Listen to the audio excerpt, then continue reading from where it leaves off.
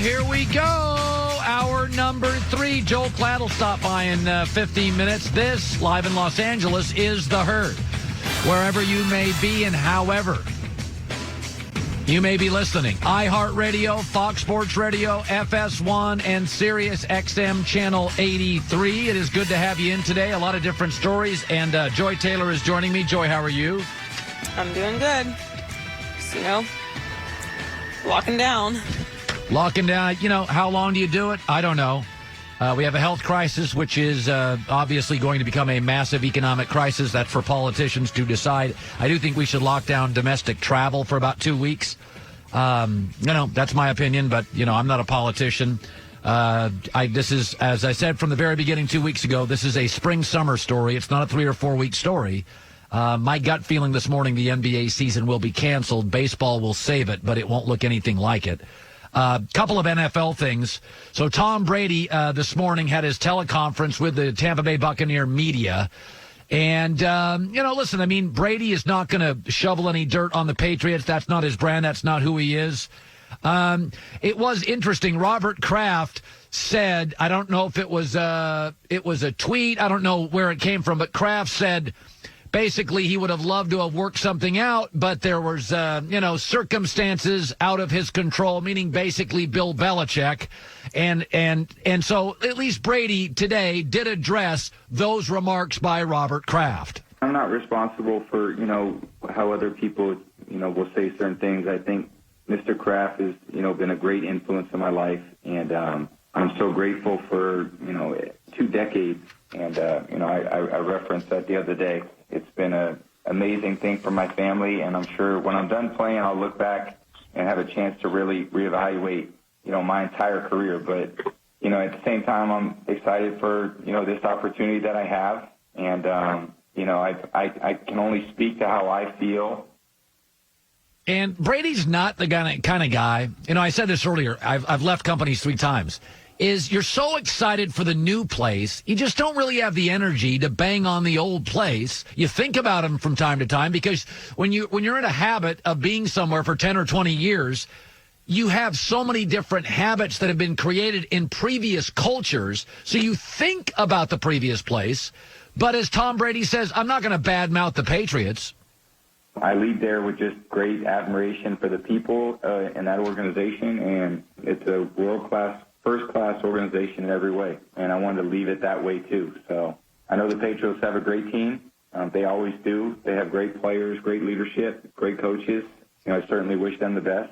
They do not have great players right now, and as Joey and I said, I don't think it's a wild contrarian opinion. Whatever the over-under is with New England, I would take the under. They're not interested in any of these quarterbacks available. They released their kicker, their 2 best defensive playmakers in the linebacking core. They've got 1 million picks. I think New England's got a plan. I think it's obvious. They've got 12 picks this year. They're going to get 3 compensatory picks next year, losing Brady, Van Noy, and Jamie Collins. They're going to move some of their picks this year to next year, so they have about a dozen next year, and they're going to use 7, 8, 9 after they go 6 and 10 or 7 and 9.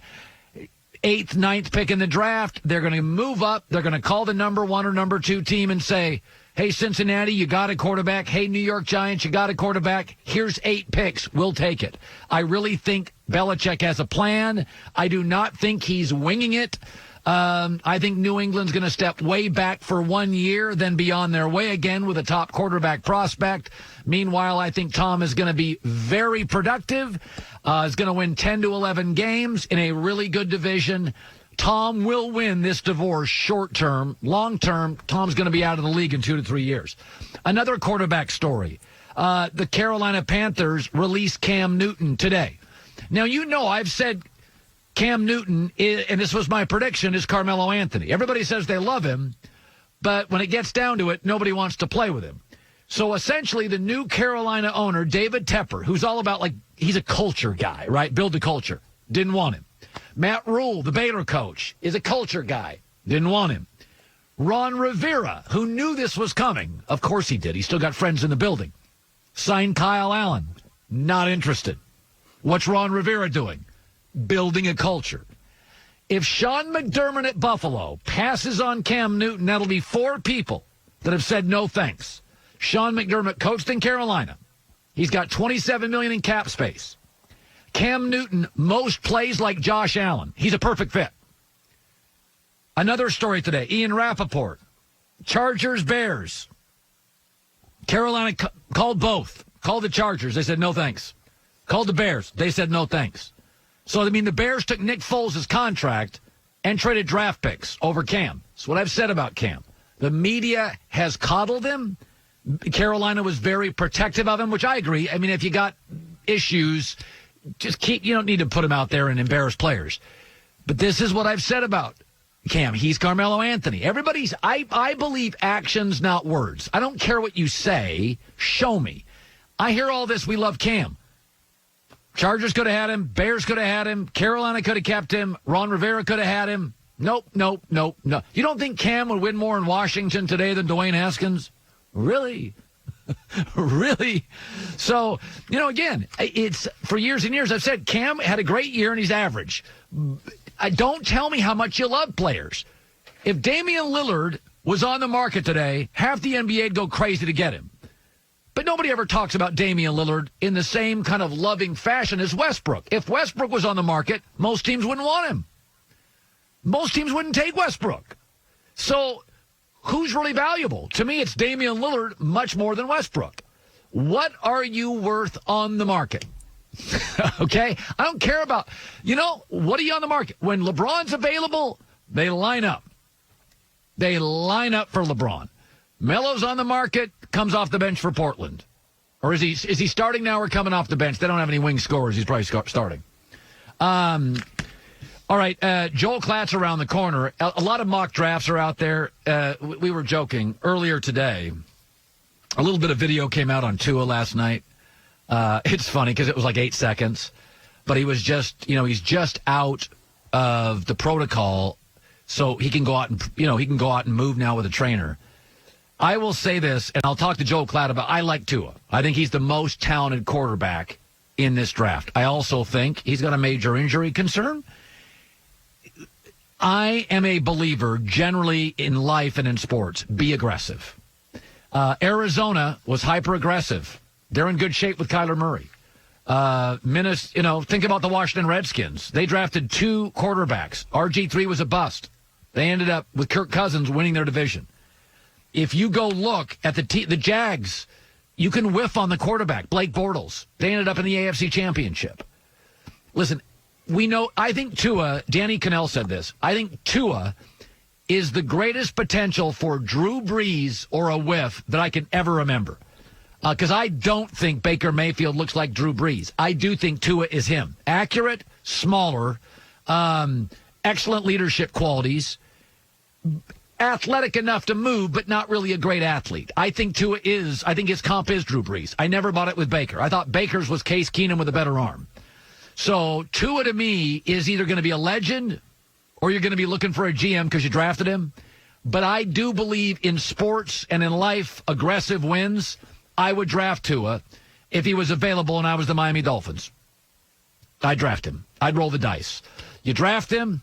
If it doesn't work, you got Ryan Fitzpatrick and a bunch of new draft picks, and the following year, you draft another quarterback.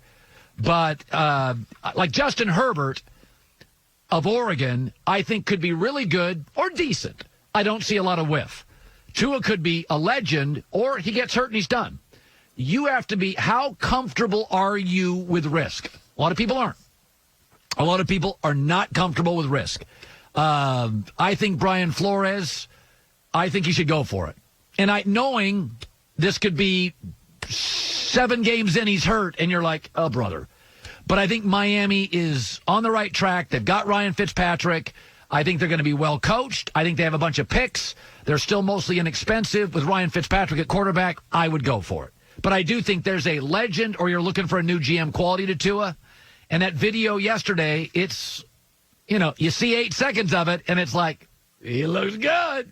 He looks quick. He was the number 1 high school quarterback. He was the number 1 college quarterback. Even last year, as he was hurt, he was still really, really good. I like him. He's my guy in this draft. Coming up next, Joel Klatt, don't go anywhere. Be warned, you could be inundated with fake products and phony stock deals and fabricated emails and texts and social media posts designed to play off fears of the coronavirus and steal your money and personal information. Scammers asking for donations for potential victims.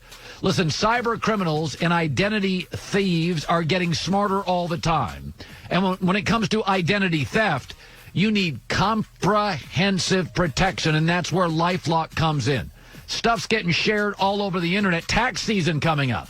I mean, you got every bit of your information that a cyber criminal could want just with your taxes. Call 1-800-LifeLock, code HERD, 10% off. Or go to lifelock.com, same code, HERD, get you 10% off. Nobody prevents all identity theft, but they spot what you can't and solve what you could not. Wide range of threats out there. Use LifeLock.